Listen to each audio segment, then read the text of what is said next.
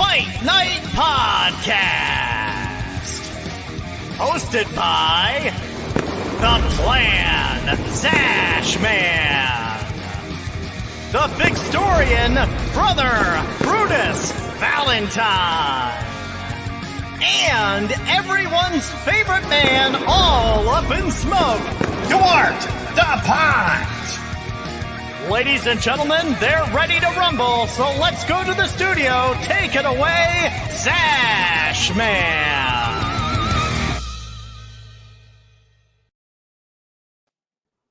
Yo, yo, yo! Welcome, everybody, to a bumper episode. I brought in our guest by an accident instead of Duarte. What a mess up. It looks better than Duarte. Pretend nobody's seen that. Goodbye, Joe. Hello, Duarte. Look at that for a start. I'm on fire. You got my mug face on. It's back to 3 weeks in a row with this technology that you're just not setting up good there. There goes the surprise. It was also smooth, Zaash, beforehand. I mean, for people, you wouldn't believe it was just ready to go, and then all of a sudden, bang, it's all stuffed up again. They do look similar, but pretend you didn't see that. Everybody watching, how are you guys? Not bad yourself. Brutus, I noticed you got a haircut there, eh? Yeah, I mean, haircuts are... I've only had 2 real haircuts in 18 months due to lockdown, but it was so bad. And when Zaash gave me the close-up last week, that was just like, nah. So we had to do a team effort on the hair, and I went out in the wind and it all blew away. Did you get that professionally done? Look at my face. I'm a model. Look at me. Look at my body. I am the model. No. No. Don't like that close up at all. I just want to say before we bring on our guests, I want to say to all the listeners, please send comments through regularly. Brutus is going to keep an eye out for him. We can't do this show without you guys watching it and commenting. This is all about you guys. It's not about us, taking the glory. We want to make it all about the community. So, look, send in your comments. We'll talk about them comments and just talk about anything in general. So make sure you chat to us during the show. But in the meantime, we've got the 2 Joes, the double J, Joe Gador, and Joe Petka. So without further ado, boys, welcome to the podcast. What are you doing? What's going on, boys? How you doing? Hey, how you doing? Double Joes. It's a double Joes. Double J's. There you go. You got the double J's right here now. J-O. Double J's. I think Zaash is frozen. Everyone's frozen. No, I'm not frozen. Are you frozen? Can you see me? Yeah, we can see. We're just waiting for you to do something. So are some of our viewers. Michael Weems is in. Nisha Darling's back again. So, they're ready to go. So, Joe Gador, how are you, big dog? I'm doing good. How you guys doing? Very good. What have you been up to? You've been a bit quiet for a little while. We want to see some of your customs. Yeah. What are you working on? So I got a few things going, but I don't know. I have very little time. I got a couple figures I got to make for somebody that I owe. And then I've got heads that I want. I got ready to make figures for, but I just haven't had a chance to put anything together. I got a body that I was working on for the last competition, but I never ended up using that. I gotta find the right head for that. That'll be a Hogan, but just really had no time. It's terrible. Yeah. We've been in lockdown here in Sydney. It's I haven't been able to work, so that's why I'm pumping out so much stuff. But Joe Petka, we've been seeing some incredible Hogans out of you, mate. You're certainly raising your own bar and raising the bar of all the other Hogans. I know whenever I'm doing a Hogan, I'm always resorting back to some of yours to see what you've been up to. So what's giving you the influence on your improvements and everything?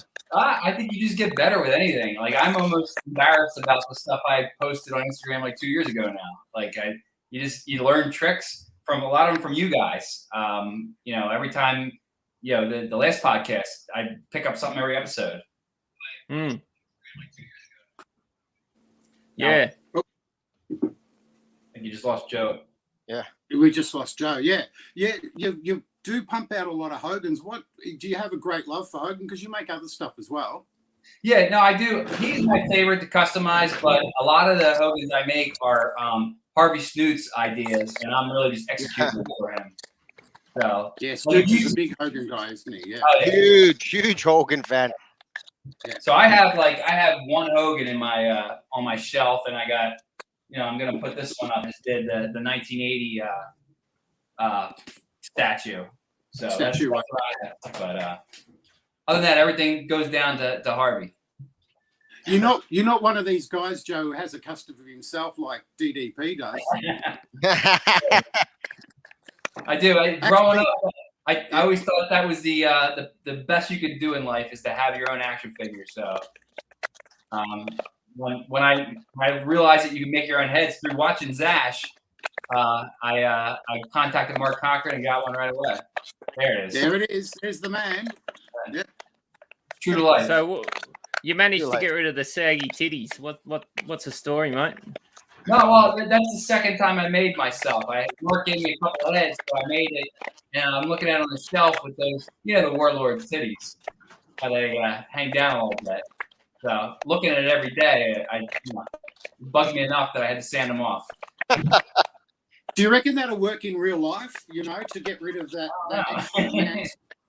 I'm gonna get the Dremel out. I'll give it a shot later. Okay. Have you seriously got a rig like that, Joe, or what? Nah. Can you take your shirt off for the viewers and just demonstrate what you got? That's I guess that's what do you call it? Artistic license there.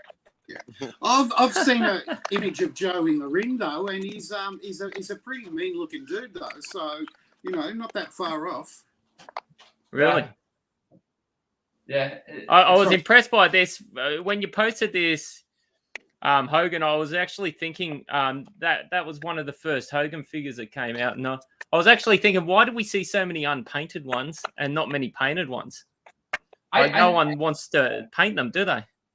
I think it's just that people think, I don't know, like it's like $150. So I think people are, I don't know, buying something like that, and you're probably going to hurt the resale value. I don't know. I like it because I'm going to keep it. So. Yeah. Well, that's the first Hogan figure there? Yeah, it came out in 1980 in Japan. So it dated the Popey by a year. Yeah, it's I'd love to paint one up. I think it's a great looking figure. And how tall is that? Is that bigger than like a regular LJN or no? It's humongous. It's I don't know. You can see this. Look how big this is. Compared to like an LJN, what is like the height difference? So I'd be here. You can look at my screen. Oh, okay. Oh yeah, that's huge. Yeah. That one is it's all. I got a bunch of resin figures, and that's why I know you always preach that, Zaash, but I learned how much nicer it is to work with resin. Like you can sand off his forehead, like the headband right off. You can the knee pads, sand them right off. It's like it makes it way easy. Oh yeah, I love them. The only thing I don't like is when they fall off the shelf and the hand breaks off. But what do you do? You did. That's good work with the cross there. That's for sure. That's a pretty cool addition. You always remember Hogan coming in with that necklace. I remember. I forgot what match it was. It was Andre who ripped it off his chest. Right. Yeah. Yeah. Yeah, this is the genesis of their feud, right? He ripped the cross off. Right. That's right. It was when Andre got the trophy for being undefeated for I think 10 years, and Hogan for being 3-year champion, and he ripped it off, and the blood was trickling down. It was a great time, that one. Yeah, Hogan's trophy was way bigger. Yes. You done a great job at the headband here, going over the eye. Yeah, again, that's a Dremel, and I took the original one off, and I just slapped that one on, like to make it like you can wear it sometimes. You take any figure and make a Hogan. Like I've never seen a Hogan made out of a Killer Bee body, and then you come up with one. Yeah. Yeah, so that was four of my favorites from Joe Petka. We're getting a little bit of feedback come through the sound, aren't we? Yeah. Anyone else hear that? Yeah. Oh, it sounds like someone's typing. I wasn't typing, that's for sure. It sounds better than your farts, Duarte. You were doing the other week. I didn't think anyone was going to hear it. That's why I tried to cover the mic. But fuck. I don't know what's going on with this video, but we've got some Joe Gaddles up next, and it's Actually, I not like cooperating. that. Oh, That image? here's my favorite. Here it is. Here it comes. Canada's favorite athlete right there. Well, there's an Ultimate Warrior that's done very differently to your usual Orndorff body. Good to see someone doing something different with a warrior. What influenced this one, Joe? So I don't know if you remember seeing the Mike Awesome figure that I made. I actually molded that figure because I liked the body that I used, and then I had cut the legs off it, which were Greg the Hammer legs. So I had them just sitting around, and that upper body is actually a Kevin Patera body where I shaved down the singlet. And I was trying to think of a different pose or a different, I guess, paint style. So I went with the pose down with Rick Rude. So I found a picture of him making that flex, and I had that head, and I'm like, I'm gonna go with the simple colors and do that pose, and it looked good to me. So I matched it up with the Orndorff legs just to make it a little bit different, or not Orndorff legs, excuse me, the Valentine legs, make it a little bit different. And then I wish I would have done a little bit better with the tassels on the boots, but I think I was kind of in a hurry, so I just did them as is. And this next one? So this one, I'm always trying to find different ways to pose a Macho Man body because it works so good for everything. And the head's actually a Warsman head. And I wanted to make an Iron Mike Sharp for a long time, so I was like, I was just matching it up with different bodies. I'm like, it's perfect for a Macho Man, so I heated it up, bent the arms in a little bit, and then painted it up, and then it was, what I mean? I just thought it was simple, but I thought it looked good. And by heating the arms, was that?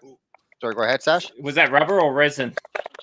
That's rubber. The head's resin, but the body's rubber. So how do you bend the arms? What do you mean by heating it? Do you throw it like in the oven? Like what do you do? Like you have a heat gun? Actually, I think I might have something. I got a Macho Man.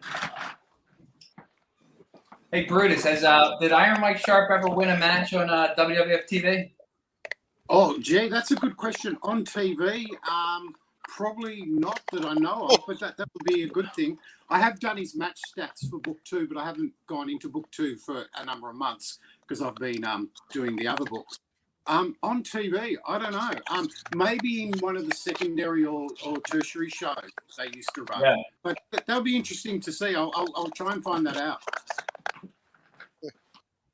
Iron Mike Sharp was actually he was the headline here against JYD the first time WWF came out. It was actually Adrian Adonis, but they did a 2-show swap. So it was JYD versus Iron Mike Sharp as the main event here at Festival Hall in November 1985. Wow. And of course the heels are very popular down here. So love Iron Mike. Love him. So now we've got Joe's going to explain a bit of a trick for everyone on bending limbs, I think. What's So this is just what are you about to say, Joe? Man. Can you see that? With the hooks on him. So I took the hooks and keep it there, mate. I'll find your face and I'll put you on screen for a second. There you go. Yep. Okay, can you see that? How I took the wire and kind of tied it off and pulled it in tight. So usually with any limbs or anything that I'm going to change, I'll do that with the wire first. And you can see I got a plan for these guys, but I haven't really done it yet. So you put them in some boiling water or something? What do you do? No, so just a heat gun. I think I got this from Walmart. Yep. So I usually I'll hang them up. I'll hang them up from the ceiling, and then I just flash them with that heat gun. And then I'll keep flashing, and then I let them sit overnight, and then take everything off, and they won't stay right where you heated them, but they'll stay pretty close to where it was. But you got to be careful you don't melt them because I've done that before too.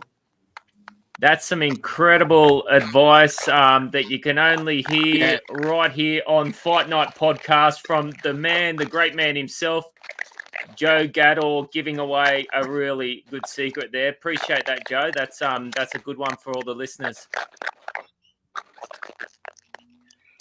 But do people actually put that? Like I heard that people put in the oven just to warm it up so they could just bend it.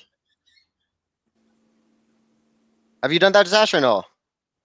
No, I haven't done much rubber bending. I knew about it, but never really done much of it. So it's interesting hearing Joe's whole process on that. I know some people like to boil them and stuff, but yeah, not something I've really dabbled in too much, really. I remember when talking with guys to get their stories for the book, Brian Fowley, when he was a youngster, used to do lots and lots of things to his figures, but it wasn't to turn him into a new figure. It was to actually just destroy them completely. What about microwave? How do you reckon that would go? Once I was late for work when I was younger and my jocks weren't dry, so I put them in the microwave. It didn't work. I wouldn't imagine. No. I don't know if you guys ever customize any Remcos, but if you just run them under hot water for like a minute, you could pop off like any part of them, like really easily. Yeah, they do that with the Mattels too. When we got a Mattel figure and we want to use a head or something like that, you pour boiling water over it and just pop the head off. It's a trick Warsman taught me way back on one of his videos. So, yeah. I think he calls it boil and pop or something. But I think we've lost Joe. He must have a bit of internet problems, but we'll continue on with his figures. Yep. Well, maybe we won't. You're horrible with this, eh? Get changing stuff. That's okay. You know what? I do not take responsibility for anything. Well, Canada's no, greatest athlete. I'm pushing the right buttons, but this is not cooperating. What? Look at that. So, Mr. Perfect, what do you guys think? This is the first time I've seen Hogan. this Hogan used for a perfect, and I thought it was just an awesome idea.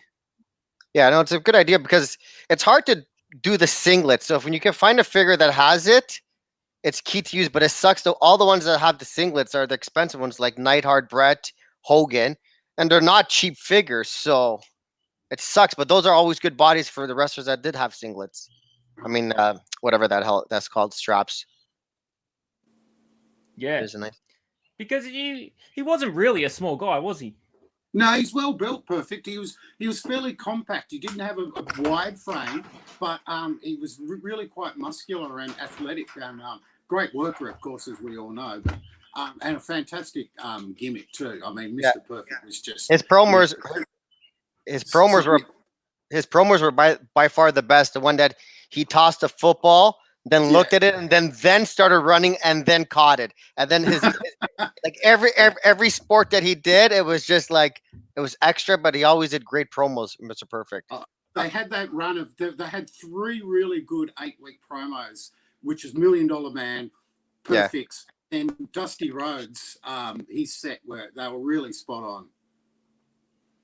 Yeah, those guys did their gimmicks well, and they were good on the mic. It's not like today's guys are not the same, but it's a totally different era. You can't compare stuff, but the promos for those guys in the 80s were by far the best. That's for sure.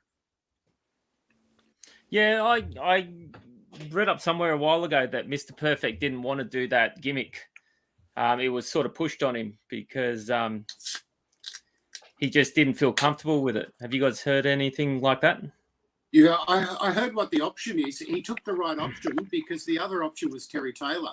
So if Mr. Perfect had to become the Red Rooster, it would have been cock-a-doodle don't, that's for sure. That would have sucked. Yeah, that would have sucked really bad.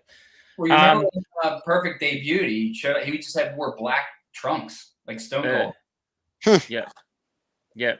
Hey, Brutus, can you read out some comments? Let's hear from the listeners before we go on to the next stage of the show. Yeah, the guys are taking it in really well. Brian Bravington, he's a local over here. This came up when got to check Joey's work was up, saying that's freaking awesome, Joe. Nisha, who won on the first week, incredibly talented, all of you, awesome customs. There's someone called Susan Mann here. She says, "Hi guys," and get rid of that guy in the top left. No, sorry, I added that one. They're listening along, so it could be time to ask him to send in some questions, I reckon, and because we've got two masters here and another guy and an apprentice, and then there's me in the middle. Well, I'll tell you now, my parents are big fans of like everything I do. They're just big supporters, you know. They'll watch the show, they support my customizing, they do. They just support everything. But my dad is an artist, and he's a complete extrovert, and he's so over the top with everything. But you just got to take him as he is. So if you guys ever see them commenting with the same surname as me, take it as a grain of salt. Yeah. Well, how it's is good that your dad's an artist. Obviously, talent's not genetic. No. I've got to work so hard to do what I do, and he just does his with ease. So I certainly haven't picked up any of his talents. Mr. Weems, but sorry to talk over you. Mr. Weems has made a comment. He said, a guy I work with drank beer with Mr. Perfect in Elk River, Minnesota. Said he was an ass. Yeah, I think he was. I reckon he was. I've heard so many stories that I just think, fuck, he pissed me off. Yeah, but think about it. Like, if you're always on the road and then fans are always coming to bother you, sometimes you just want to be left alone. So sometimes you are going to be, right? So you're they're allowed to be being like, get the fuck out of here, man, you know? Oh, 100%. Didn't Perfect start the Rougeau's Dynamite fight? Wasn't it Perfect who did the prank? And yeah. And you saw on the what? Hey. This show's so professional, isn't it? Like this is what makes this show so good. The professionalism of all of us panel. We're just fantastic. Hey, with the stuff in the box, there's Ash. How's your series 2 going? He can't take the lack of professionalism anymore. He's out of here. Yeah, gone. Yeah, it's going well, thanks, Duarte. I've sold out all of the machos, including you did a good job. Prototype. Yeah, you did a good job with those macho men. I like how it's all different. Thanks, mate. I've got a few Bruiser Brodies and a few Hercules left, just a couple. So, look, if anyone's interested, you know who to contact. But yeah, we've got a black series coming in December, hopefully, end of November, which will be an ultimate figure.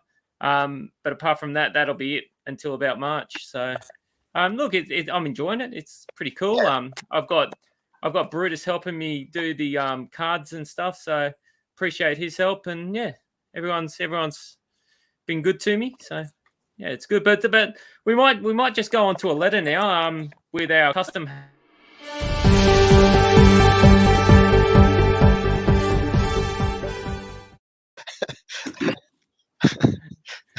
I just laughed at the picture of that. How I'm on that Bret Hart with that hat. Like it kills me. Loki Hart, Duarte, Outback Zaash, and Brutus Bundy, I think it is. We do have another letter. We keep getting these letters. I'm not too sure about the close-up, so I'll go back a bit. This is a short one, this one. Roger. Hope so. This is so for the guys on the show, Roger would like some advice. So Roger's from Scrotum, Kentucky, apparently. Hi, LJN Life Hats. My wife and I are expecting a baby boy. She wants to name it Tarquin, but I want a more manly name after an LJN WWF wrestler. I like the heels. What would you guys suggest we call our son? Well, he's from Scrotum. Scrotum, Kentucky. Yeah. So call him Bastion Booger. LJN. LJN. Okay. Sorry. I wasn't paying attention. He says he likes the heels. He likes the heels. I don't know. What do you reckon, Joes? The two Joes. I would go with Kong. I think that's a good name for a little boy. Kong. Yeah. Kong's a good one, yeah. Kong from Scrotum. Kong from Scrotum. What about you, Joey? What do you think? I don't know. I'm trying to think. I'd call him call him the one-man gang. One-man gang. Okay. Any goers? Any Randy Savage fans or Big John Studd fans? Or I'm trying to think of one. We hear a few Americans called Randy. But anyway, well, it looks as though Kong might be the go. So I should say to Roger Dickman, your son's new name will be Kong Dickman. And that one fell down very flat. Anyway, I think that's the best letter yet. I like that one. Yeah, because they're getting shorter and shorter. Yeah, that was the least. That was the least awkward one so far. We had someone's wife last week that was a figure. I was didn't know what to say about that one. Yeah, that's how it goes. Come on, sorry, Duarte, I stole yours. All right. That's a hint for Duarte's "Come On," which is going to be something a little different this week. I'm going to show Duarte 2 videos and get his thoughts on the videos. With all the crazy things going on in the past and present, we have a man who will tell you exactly how he sees it. Come on! With Duarte, the Ponte.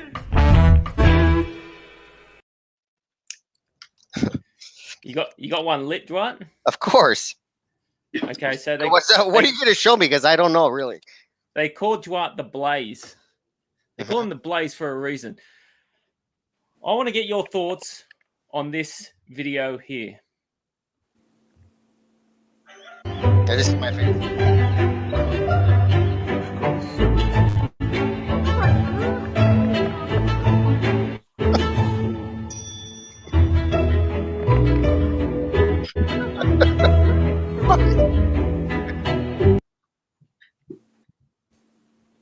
Is that you and Brutus or what? Is that you and Brutus jumping around and hugging each other? Only on Valentine's Day. Okay, I was wondering. Fucking 2 kangaroos? It got to be fucking Brutus and Zaash. So your first thoughts on that is me and Brutus. 100%. I saw 2 kangaroos. I thought, okay, the 2 Aussies on the show. Boom, right there. I'll take that as a compliment. It looks as though I've lost about 50 kilos there, so that's good. Yeah. That's awesome. I like it. And what's the second? All right, well, the first video is me and Brutus. I know. So we acknowledge that. Let's get your thoughts of this second video.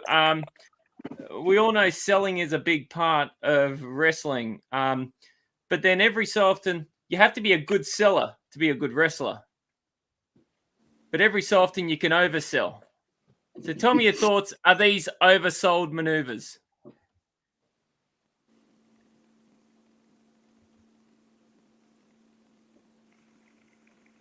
Yeah, that's a great. But Sean did a lot of. But Sean did that a lot, though. Are they all Shawn Michaels? Yeah, they're probably gonna all be Shawn Michaels. But this one was bad, though. What about this one? Oh, this is the worst one. But some of the moves sucked. But it was funny to. But to see what's his name? What is that? Salvatore. What is that Italian guy's name now? Sal Balomo. No. That's yeah. But the Sean was the worst. But every move was a sell, though.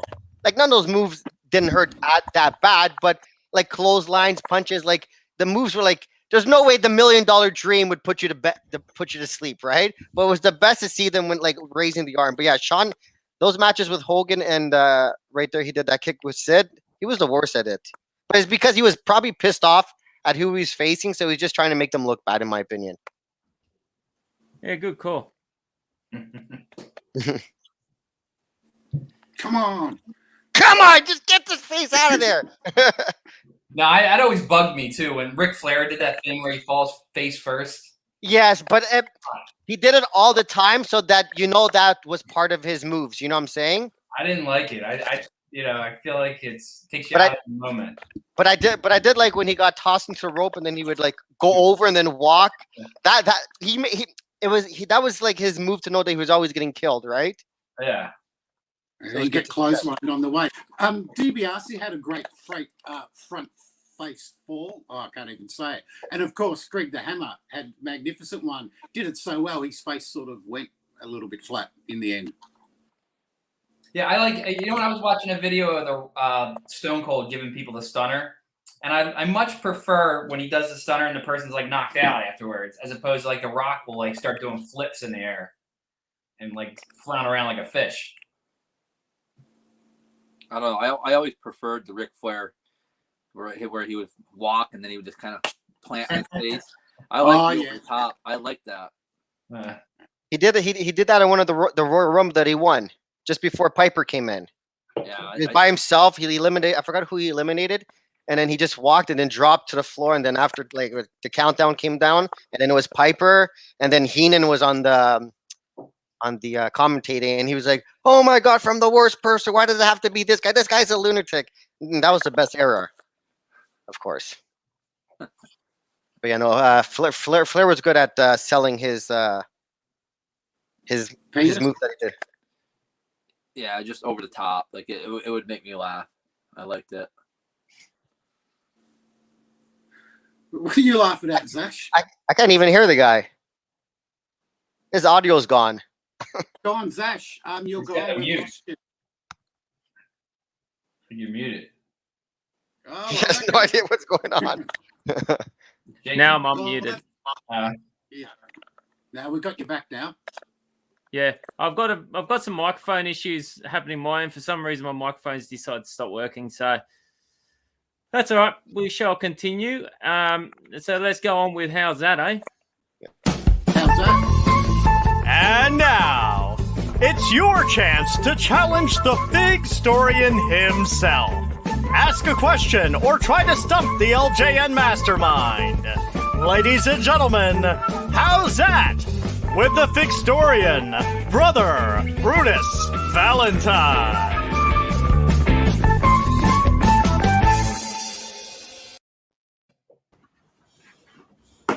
Hello again, people. Remember this segment. If you've got a question where you want to find out something about LJNs, or you think there's something I may not know, and that's really quite likely, answer it there. Or I should hear if the guys have any questions. And I also have a question to address from last week as well. So maybe I'll start with that first off. So last week, Craig Powers asked, why did they do a Kirchner and why not do a something else? Well, essentially, when we sit here in 2021, we're looking back 35 years. And as adults, it means we can have a different way of looking at historical relevance. So there's 3 factors to take into account. One is historical misalignment. And that is when we sit back now, look at these as collectibles. Back then, they were toys. Right? They weren't collectibles, and they were to sell product. And in that case, they picked what were the most popular characters at the time as given to them by the WWF based on a push that was likely to happen but may not have happened fully.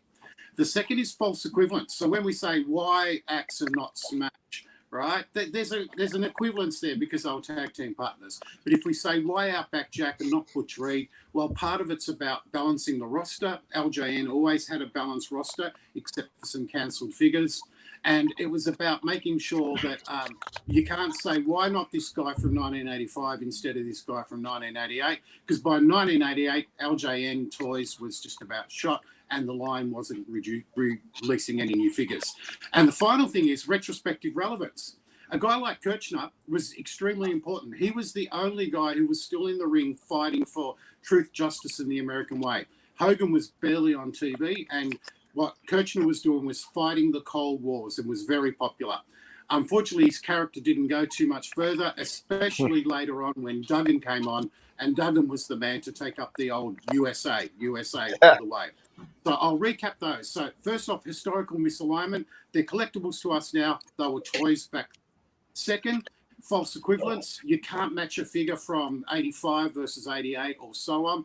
And it's about roster balance in the LJNs. And finally, retrospective relevance. Some wrestlers who weren't that relevant have become historically huge, whereas others who potentially, Outback Jack, had the chance to be very, very big, didn't. And so that. Hey, Brutus, I have a question about that. So, yep.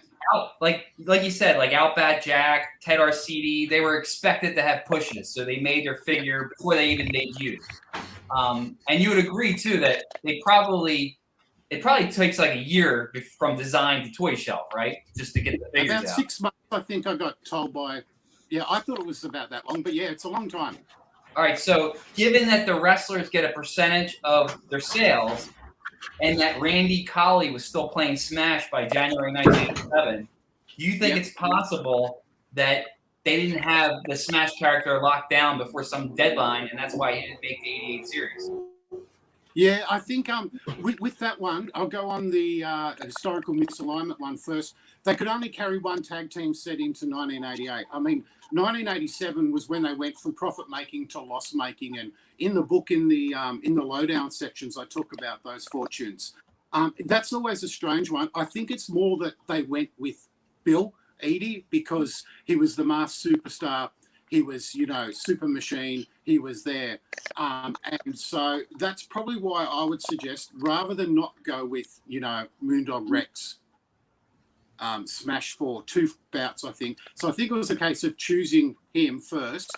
But, that's always going to be the one. If it was a tag team, you would have thought it would sell good. But they couldn't get shelf space in 1988. And the boxes were so big. And then when Teenage Mutant Ninja Turtles came out, there was no way they were ever going to get that shelf space again. So that's how I'd answer that one. But I don't know that. I'm just sort of, making assumptions. Yeah. So were there tag teams in the 88 series? I guess not. Yeah, Strikeforce. There was Strikeforce in 88. And of course, Strikeforce weren't meant to be Strikeforce. I mean, the Can-Am connection got the huge push. And then Zenk left, what was it, about July? And then Strikeforce gelled. And you've got Tito Santana. That's a mold already done. So that's saving money, and so the faces almost always outsold the heels, except for, Randy Savage, Roddy Piper, and Iron Sheik. Other than those three, it was the faces normally sold much, much better. Surely Bundy and Stud sold well. Yeah.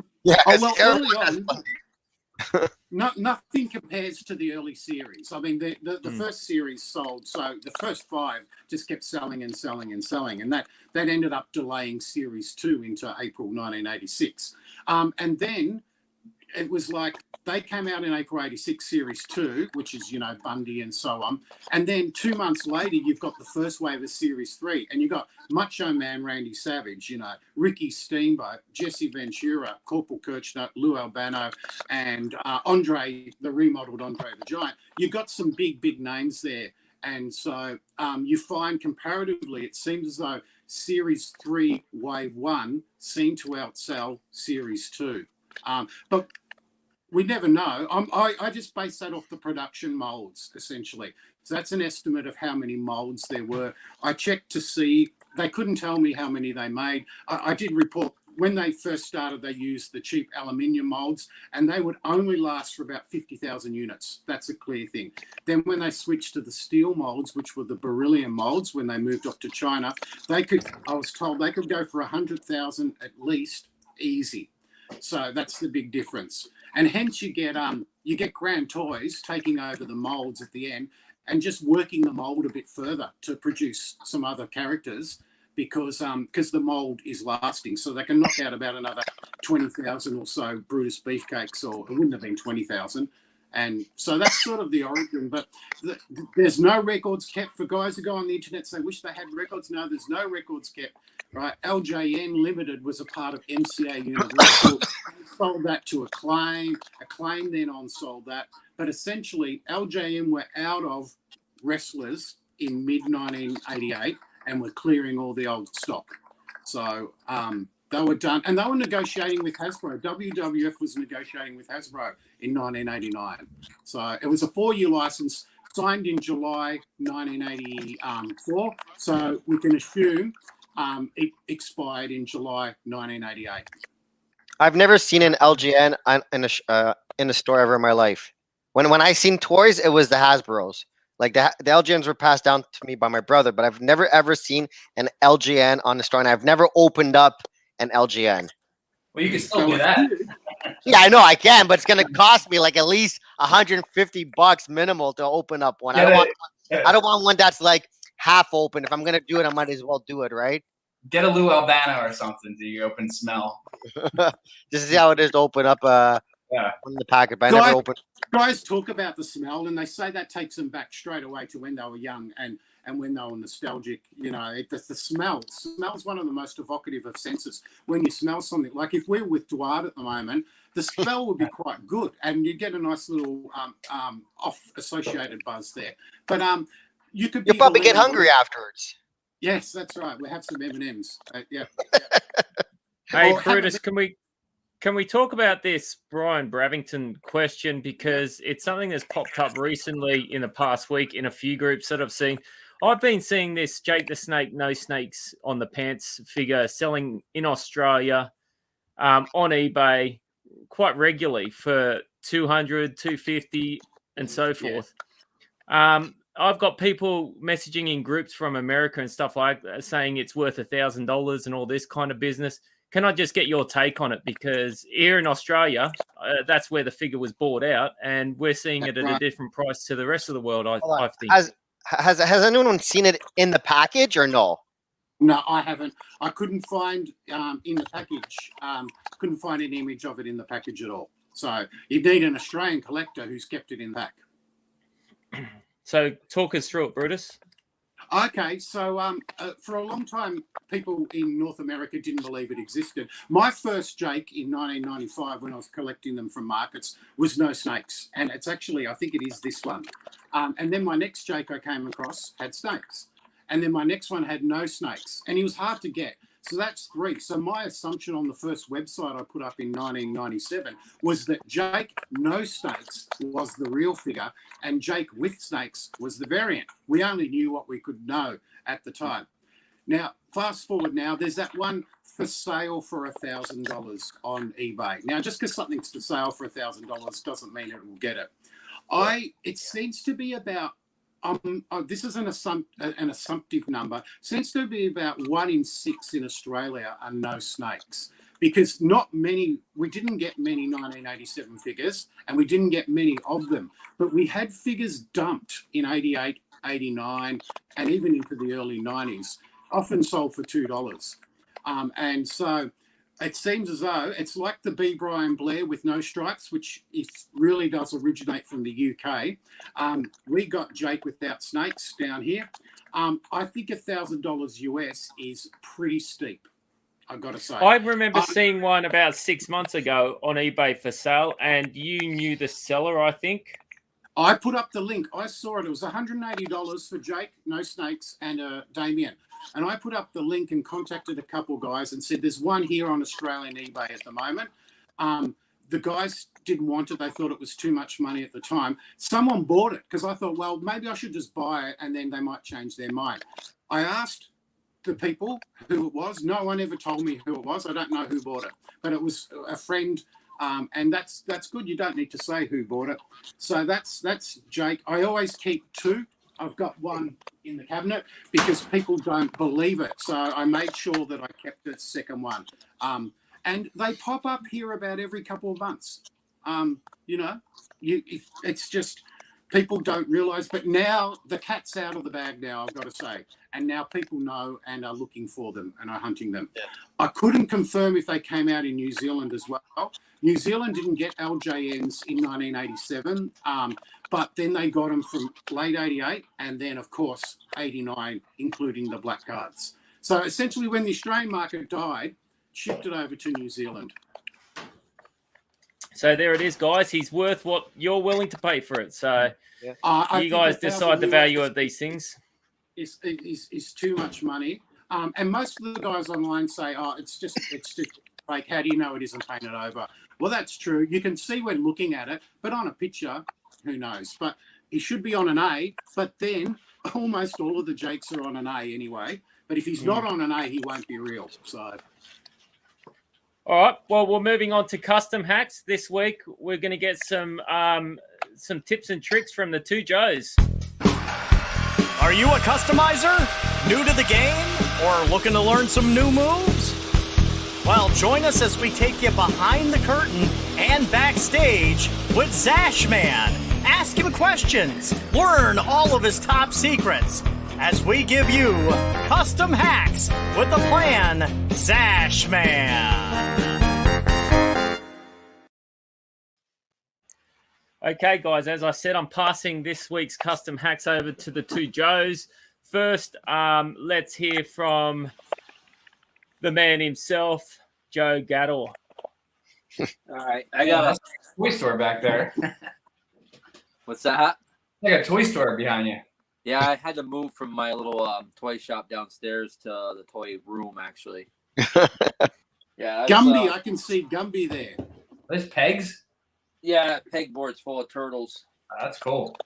Yeah, that's all my son's turtle stuff. Like my stuff's all on the other wall, and totes and Masters of the Universe, Star Wars, Ninja Turtle. Yeah, it's all over.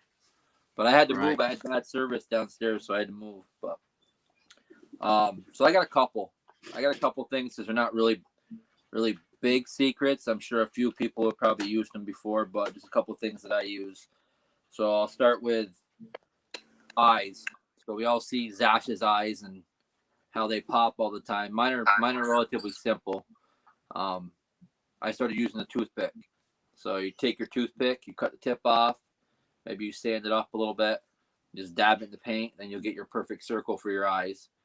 And then you can sand the tip down to a fine point, and then you can get the little white dot in the corner. The other thing I use this for is I used it for a set of Road Warriors I did, and I did it with a Triple H Hasbro I did, where I cut it off and dipped it in the silver paint, and when I dropped it down, it kind of had like a little hump to it, so it actually made it look like a spike. So that's one thing. I do them for the eyes all the time, or circles or whatever. Another thing I use for circles, but I don't really have one here, but I took I was doing a Dusty Roads, and I took a pencil eraser, brand new pencil eraser, painted a little bit of the yellow on it, and just use that as a stamp all the way around the figure so I get my perfect circle. And then you cut the rest of the yellow in, so you don't have those big globs and you get your perfect circle. Another little paint thing I started to do is I wanted to do some gold sparkle. So I bought this from Walmart thinking that I was going to get a good gold color with a sparkle. And it's actually clear. I don't know if you'll be able to see it. So when you open it up, I don't know if you can see inside. It's actually like a whitish clear. So I was like, well, I can't really use that. So what I started using this for was when I was doing tights or, armbands, anything I wanted to pop, I'd mix that in with my normal paint, and it wouldn't change the color of my paint, but actually give it like a gold, I guess, flaky finish to it, so it would pop like in pictures or have a little bit different texture to it versus normal paint. And then this is something else that I picked up a while ago when I was looking for different tools to sand with. You can see it. All this is a little nail file you pick up in the women's section at Walmart. But yeah, it's really, really low speed. You can actually stop it with your fingers, but you can actually sand in the corners of necks, heads, in between arms where you put the clay on that you can't reach with sandpaper, and you don't have to worry about taking big chunks out of the figure when you're doing it, and you can do it nice and slow. So those are just a couple of the things that I do pretty regular when I'm putting figures together, sanding them or painting them.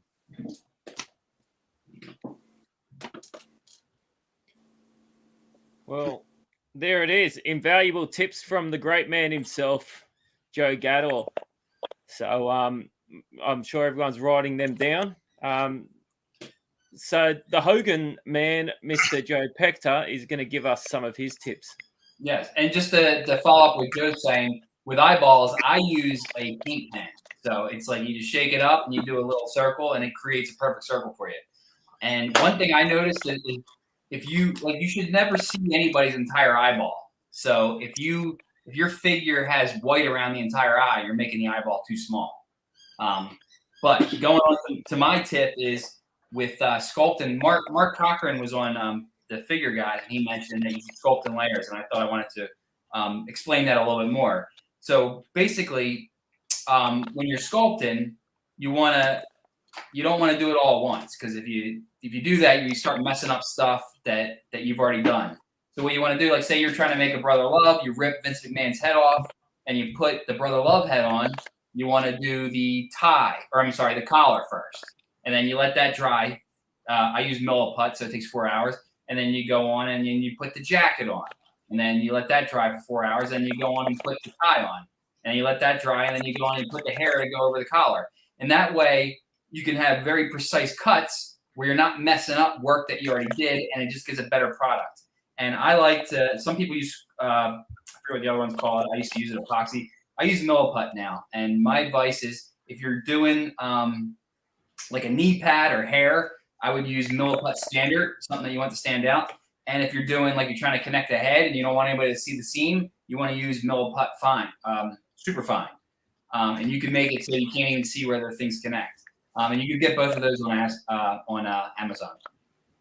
There's been an epoxy war for ages in the custom scene. Where some people like the Aves epoxy, some people like the Milliput.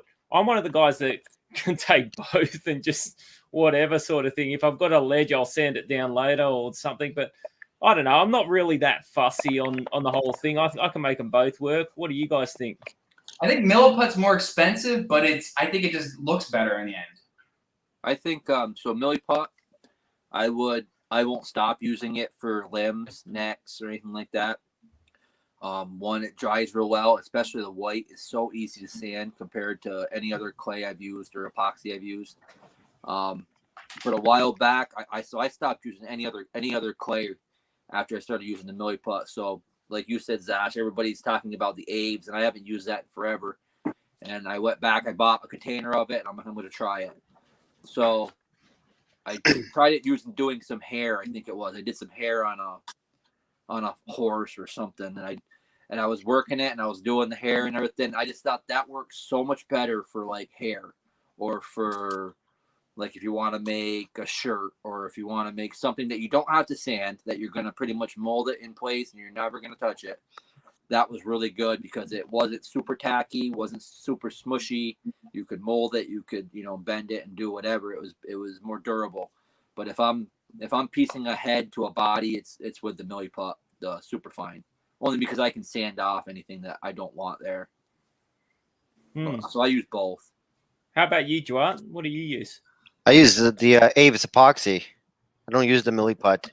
I'm gonna give you guys a custom hack right now with the epoxy or Milliput that you may already know, but for those listening that don't know, you can mix it up and wait an hour or two. Let the tackiness disappear on it. Then you can make things that you can't make when it's tacky because it's almost formed together. So you can do even things like currently I'm making a Papa Shungo and I'm making the neck chain that goes around him. I mix it up and I just put it to one side for an hour or two, get it back, roll it up into the position I want for the neck chain and pop it on him. And now what that does then is it's not going to stick to his body. I'll walk away, go to bed or whatever, come back next morning and just crack it off. It just pops off in 1 second. And there you go, you got the neck chain. So you don't have to mix it and use it straight away. You can actually mix it, let it sit for a while, and then it's not going to stick to whatever, or it's not going to be as tacky. It doesn't work for everything, but it works for certain things. You guys ever tried that? Nope. No, I haven't. Only thing I've done is like when I blend is I know the Milliput after like you said, 45 minutes to an hour, it gets to a point where it doesn't really want to push and blend like it would when it's wet. But usually I'll mix it up. I'll mix it up dry, and then once I get it all mixed up and I put it in place, then once it's where it's at is when I wet my fingers and I kind of just smooth it out. I used to use Milliput for like all my knee pads, all my wristbands, everything. But since I started using the Aves again for the hair, I'll use the Aves for my wristbands only because I can put it on in a thin layer, roll it out, cut my wristbands out, and not have to worry about doing all the sanding afterwards. Yeah, I mean, another example would be if you're making an accessory like a hat or a cape, and you wanted to mix it up, and you just leave it for say an hour. Then you bring it back and you can form it a lot better because it's not as soft. So it's quite solid. So you can form your little part, and you could even put it on the guy's head. Maybe use a bit of Glad wrap if you want, but you could pop it on his head and it'll form on there and stay in one piece rather than just start to sag and lose its velocity. So you can do that, and it's going to pop back off because it's not as tacky and it's not going to stick to the thing that you're using. Something for you guys to just give it a try anyway. It works for me. So it might work for you guys. Hey, Joe, I was gonna ask you, Gatter. What's good? Tom Ward was on the first episode, and he said that you use acetone to rub the wristbands off. How long do you stand there to rub it off with acetone? So yeah, I was like, I couldn't. I was like, this guy must be there forever. But like, how are you gonna rub it down? Like, how does it work? You gotta Dremel it first. Okay. You gotta take it off with the Dremel first. Like I use like a slow speed, and I don't have any of the bits in here, but it's like an orange bit, and it's like almost like in a triangle shape. It's like a stone, and I use that and I blend it. I use that first to take the wristband off and kind of blend it to the body. And then once I get it blended, I take the acetone and smooth it out. So you got to get rid of the wristband. Okay. Same thing with the headband on a Hogan 2. I've done that, taking the headband off a Hogan 2 or a Hogan 1, and then acetoned it smooth so you can't tell. Yeah, but you will rub on that. You will have to smooth it out for a while to make it so it's. Yeah, I thought smooth it out and still see a line. And you might have to take the Dremel back to it, and then you smooth it out again.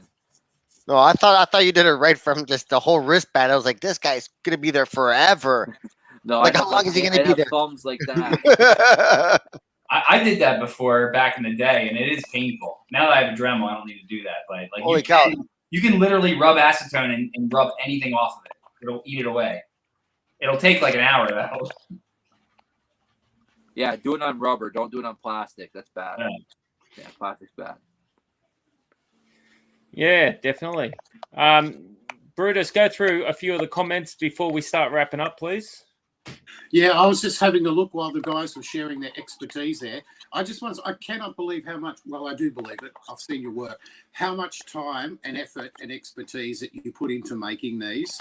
And that sometimes guys online, although you do get a lot of love, you get some people who are a little bit, let's say, out of line, and they don't appreciate that these aren't mass-produced items. These are one-offs just made for the love of it. So I just want to congratulate you on that. I was looking at them. There's some interesting comments that we got here. You know, Michael Weems asked, why do you think Andre got 3 figures? But then him and James Honeycutt got into a little side discussion and saying, I need a Zaash Macho. So, and Michael Weems said, me too, but good thing Zaash Mann likes me more. So I think maybe, Zaash, you might have to decide who the winner is. Is it Mr. Honeycutt or is it Mr. Weems this week? And with Brian Bravington close behind, lots of good comments. So is it true? James Honeycutt, Michael Weems, me too. Good thing Zaash Mann likes me more. So who do you like more, Mr. Weems or Mr. Honeycutt? Oh, they're both good guys. If they're talking about the macho I just made, I've completely sold out of those. Of course, including the prototype one. But they're all gone. But no, but you have I like everyone. Yeah. Hey? So, we've got no prizes this week. There's no prize this week. Oh, okay, no prizes. Okay. No, the prize this week is to get to hear Joe Pecta's and Joe Gaddor's secrets, which is a present for everyone. You're welcome, everybody. In that case, the winner this week is Brian Bravington, I reckon, who asked lots of questions, lots of comments, and he started customizing himself as well. So I'd say the winner would be Brian Bravington. And in true Melbourne lockdown fashion, you get nothing.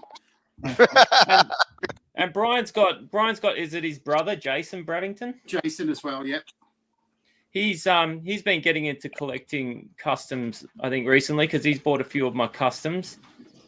So the 2 Bravington boys, they're LJN freaks. Yep, and again, this Australian connection, it's not by accident that we're here from the US, from Canada, and from Australia. It'd be better if we had a few of the New Zealanders to sort of complete the 4 things. But they were huge down here, and the love for them is still very, very strong. Definitely. Any of you other boys want to make a last comment before we wrap things up? No. I guess great show. A great tip. Duarte, how many stoogies have you had tonight? Who counts? Oh, he's lost count. When you're having a beer, do you count how many beers you have? Count how many no, not on a weekend. On a weekday, maybe. I'll wake up. Alarm goes off. You get up and you do what you got to do. Yeah, just say something intellectual for us. Don't put me on the spot like that. I don't know what to say right now. Don't worry, I couldn't come up with anything myself. You put me on the spot. Hey, Brutus, you said New Zealand. Quick question for Brutus. So there's no European collectors, or like it never went there. LJN. There are. There's some went to Greece and some went to Italy. In fact, LJN had a distributor in, I think it was Italy, and they actually ended up suing. But they were only little tiny bits. And then in the early 90s, leftovers went over to the UK. But LJN were way out of it by then, and I don't think it was even grand choice. I just think someone bought the leftover stock and sent them off. So it's not much. Hasbro huge in Europe. LJN not so much at all. But some love in Greece and some love in Italy though. I'm surprised Mexico doesn't have it, but they would have been so expensive in Mexico. But interesting. All right. Right. I'm just on a different screen, so it started raining here in Sydney. So we've got you probably hear that. One more comment from Jason Fruger, who's another Australian guy. He says another great show. Good to see DDP made it through without passing out. Didn't he say passing out? Yeah, but I edited for that one. Yeah. Maybe he has a little crush on the Portuguese man of weed, as Rob Kerr calls him. Oh, I think there's a few that do. All right, fellas, thanks for coming on the show. Appreciate the two Joes joining us. I look forward to seeing you guys next week.